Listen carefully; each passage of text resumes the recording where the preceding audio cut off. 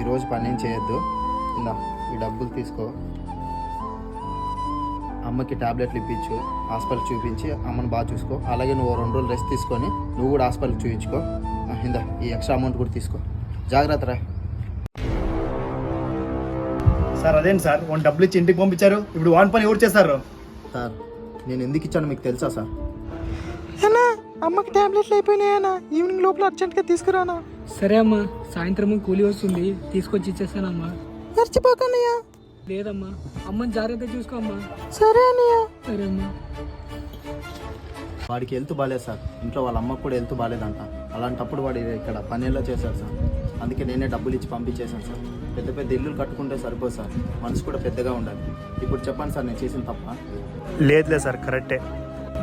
డబ్బు ఉంటే సరిపోదు, దానం చేసే గుణం ఉండాలి. వీడియో నచ్చితే ఒక లైక్ చేయండి.